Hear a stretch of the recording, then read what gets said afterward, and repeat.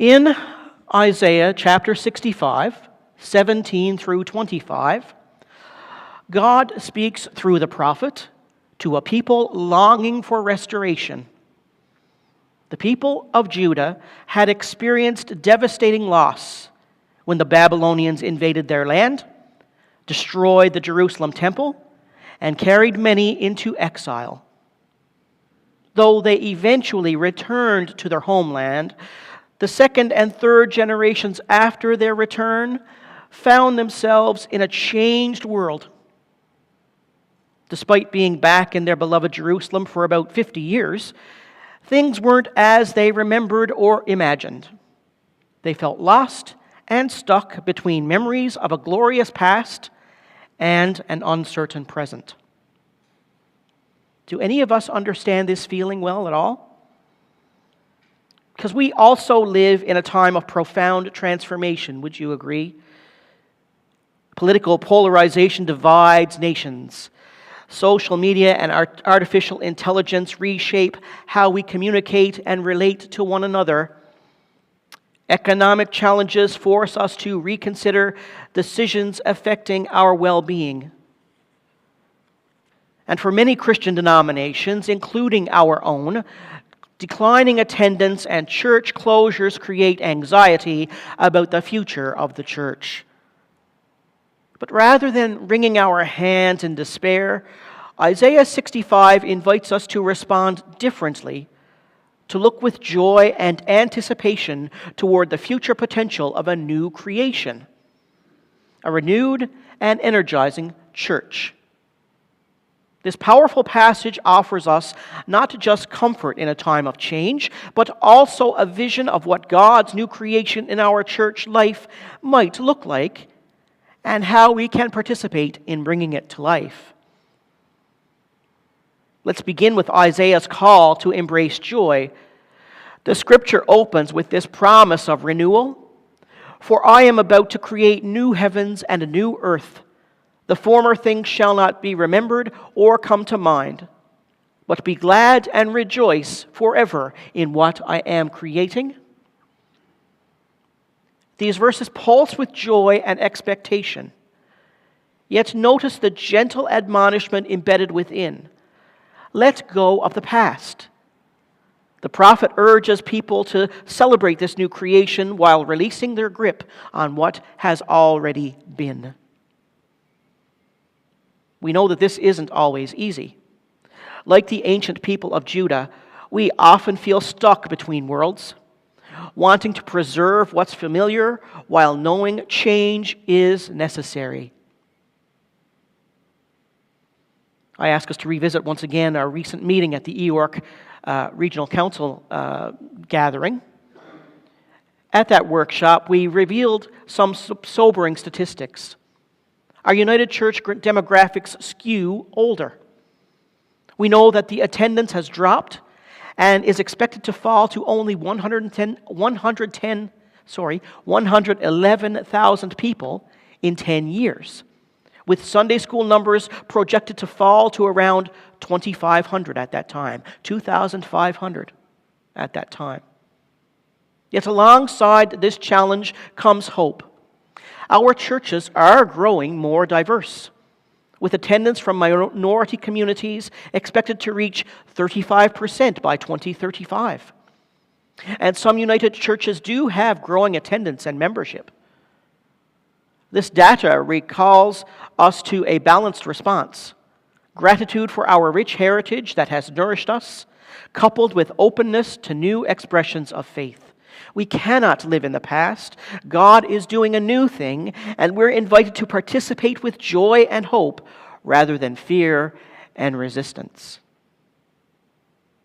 Along with the joy of being called to participate in making all things new, we must ask, what concrete actions does Isaiah's vision inspire in us? In verses 20 through 24, the prophet paints a vivid picture of this new creation, a society where children don't die young, where elders live full lives, where people have access to affordable housing, where people can find employment and their labor brings satisfaction rather than exploitation. It's a world where harmony replaces discord. What can we take away from this vision as we work to refresh and enliven our church and ensure that it is relevant? Isaiah's vision might become a reality when the needs of our community members are recognized and addressed. As we renew our church, we must consider who comprises our community and how we can best serve. What changes would provide more meaningful worship experiences? How can we fully engage and include all members of our diverse congregation in the life of our community? The vision also becomes a reality when we recognize that we can't do everything. We reflect on what's important to us and try to focus our energy on initiatives that have the potential to bring positive change in our place. And lastly, the vision becomes reality when we look outward as well as inward, supporting and or partnering with organizations to help manifest this vision of healthy children and elders, adequately housed and fed people, and individuals who are gainfully employed and compensated. That work can only be accomplished by working collaboratively with others. And from this middle portion of today's scripture, the takeaway is that Isaiah's vision isn't just a dream from the past, it's a blueprint for action in our community today for the future. The final verses of today's scripture passage envision a time of radical cooperation. The wolf and the lamb shall feed together. The lion shall eat straw like the ox. This powerful image invites us to reimagine relationships that we might find challenging. Renewing our church requires a spirit of cooperation. And like any community, we bring different experiences, different expectations, and different perspectives to our table. We don't always agree on the best path forward. Again, at the recent EORC meeting, one of the key insights shared is that we should be willing to experiment without the paralyzing fear of failure. We need the freedom to try new approaches, understanding that not everything will succeed, and that's perfectly acceptable. A promising development for the future is the formation of church clusters. Local congregations joining together to share ideas and support one another. Emmanuel is part of one such cluster that includes Rideau Park United, Riverside, Southminster, and Glebe St. James congregations. These partnerships allow us to exchange innovations, combine programs, and potentially make a greater impact on social justice issues than any single congregation could achieve alone. This past Monday, the representatives of teams that support children, youth, and young adult programs at the various churches met to share what each of us do and what we might do together. On Wednesday the 19th, the cluster groups will meet to discuss pastoral care approaches. And this cooperative model embodies Isaiah's vision. When traditional boundaries dissolve, new possibilities emerge that benefit the entire community. So these three elements, responding with joy, enacting a vision of renewal, and embracing cooperative relationships, all three of which are suggested in Isaiah's prophecy, form a powerful framework for church transformation. They're not separate strategies, but interconnected aspects of the same faithful response of us all. Our joy fuels the vision. Without genuine delight in God's promised future, we lack the energy to pursue it.